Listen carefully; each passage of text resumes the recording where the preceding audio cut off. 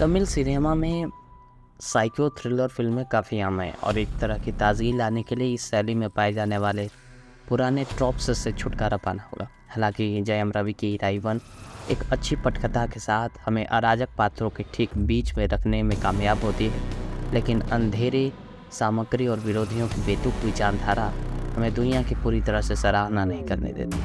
साथ ही पहले हाफ के बाद फिल्म थोड़ी पूर्वानुमानित हो जाती है और चूहे बिल्ली के खेल में बदल जाती है। नमस्कार, मैं हूं असल लक्ष्मण और आपका स्वागत है रियल फिल्म स्टोरी की स्नैप टीम।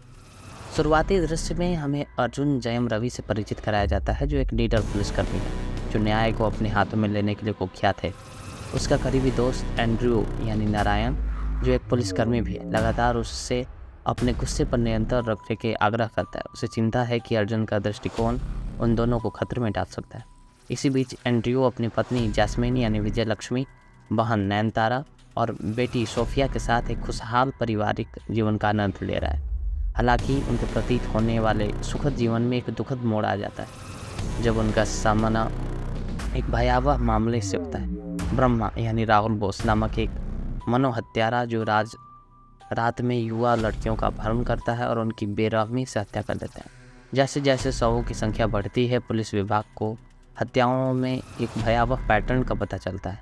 एंड्रयू और उसकी टीम हत्यारे का पता लगाने और उसे पकड़ने में कामयाब हो जाती है, लेकिन त्रासदी आ जाती है। पूरी तरह प्रभावित होकर अर्जुन ने सेना छोड़ दी और एंड्रयू की बहन के साथ मिलकर शांतिपूर्ण अस्तित्व की तलाश में एक कॉफ़ी शॉप शुरू की।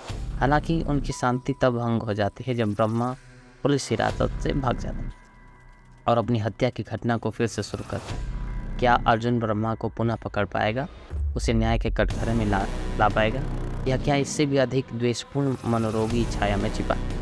जबकि सेटअप और प्रारंभिक परिसर, जहां हमें खतरनाक मनोहत्यारे यानी ब्रह्मा राहुल बोस से परिचित कराया जाता है, महान। जैसे जैसे फिल्म आगे बढ़ती है, इराइवन का लेखन अपनी धारा खो देता है। पहला भाग हमें बांधे रखता है और हमें पटकथा पैटर्न से भी प्यार होने लगता है, क्योंकि अहमद एक साइको थ्रिलर के कुछ नियमों को तोड़ता है।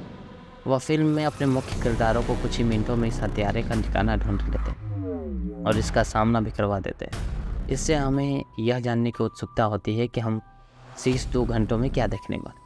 हालांकि जब फिल्म अपने मध्य बिंदु पर पहुंचती है तो हमारी रुचि कम होने लगती है। एक नए राक्षस को लाने का विचार, जिसके साथ नायक को लड़ने के लिए मजबूर किया जाता है, सब ठीक है, लेकिन दूसरे भाग में कोई दम नहीं। लेखक हमें उन चीज़ों के बारे में जानकारी देता रहता है जो हम पहले से जानते हैं, जो अंततः उन घटनाओं को थोड़ा अरुचिकर बना देती है जो इन घटनाओं के आसपास लिखी गई। साथ ही हम केवल यही चाहते हैं कि राहुल बोस नायक के लिए एकमात्र ऐसे मनोरोगी होते जिनसे लड़ने के लिए कोई और नया चरित्र नहीं लाया जाए। साथ ही सभी नुकसानों को नायक की निजी जिम्मेदारी बताने का निर्देशक का निर्णय भी ज़्यादा काम नहीं आता। जयम रवि का प्रदर्शन काफ़ी हद तक फिल्म को बचाता है, क्योंकि उनकी स्क्रीन उपस्थिति भूमिका में विश्वसनीयता लाती है और हमें उन परेशानियों के प्रति सहानुभूति देती है जिनसे चरित्र गुजरता है। नयनतारा और नारायण के किरदार भी इस तरह से स्क्रिप्ट में मूल्य जोड़ते हैं। युवान शंकर राजा का संगीत कुछ दृश्य, विशेषकर शुरुआती दृश्यों को ऊंचा उठाता है। इराइवन शक्तिशाली पात्रों के साथ एक अच्छी तरह से बनाई गई साइको थ्रिलर है, लेकिन कुछ जगहों पर मकसद और लेखन थोड़ा कमज़ोर हो जाता है, जिससे यह एक औसत घड़ी बन जाती है। खैर, मूवी देखिए और अब अपनी राय कमेंट में दीजिए। मिलते हैं अगले वीडियो में, तब के लिए धन्यवाद।